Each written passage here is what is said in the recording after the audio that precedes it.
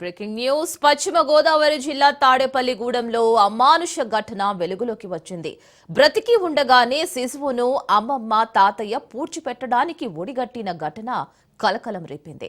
ఉంగుటూరు మండలం బాదంపూడి గ్రామానికి చెందిన సంధ్య కుమారి జనవరి 28న తణుకు సాయి హాస్పిటల్లో శిశువునకు జన్మనిచ్చింది. అయితే వైద్యులు శిశువుకు తలలో ప్రాబ్లం ఉందని, ఎక్కువ కాలం బ్రతకదని చెప్పడంతో శిశువును బ్రతికి ఉండగానే పూడ్చిపెట్టేందుకు ప్రయత్నం చేశారు. తల్లిదండ్రులకు చెప్పకుండా అమ్మమ్మ తాతయ్య పట్టణంలోని హిందూ శ్మశానంలో పూడ్చేందుకు ఏర్పాట్లు చేశారు.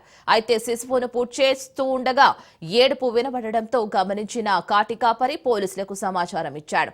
అక్కడికి చేరుకున్న పోలీసులు శిశువును తాడేపల్లిగూడెం ఆసుపత్రికి తరలించారు. తల్లిదండ్రులను పిలిచి వారికి కౌన్సిలింగ్ ఇప్పించారు. నేను ఐసీడీఎస్ సూపర్వైజర్ తాడేపల్లిగూడెం టౌన్. మేమిద్దరం కూడా తాడేపల్లిగూడెం టౌన్కి సంబంధించిన అంగన్వాడీ కేంద్రాలను చూసుకుంటాము.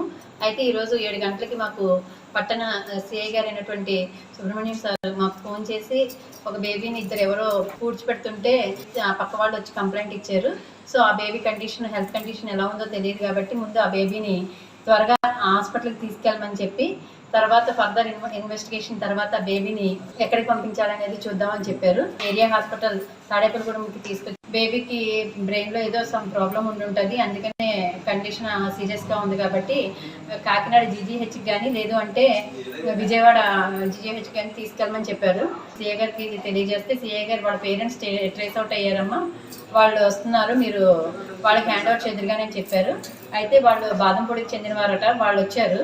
వాళ్ళతో మాట్లాడితే వచ్చిన వాళ్ళ పేరెంట్స్ కాదు, బేబీ యొక్క అమ్మమ్మ, ఆ అమ్మమ్మ యొక్క తండ్రి గారు ఇద్దరు వచ్చారు.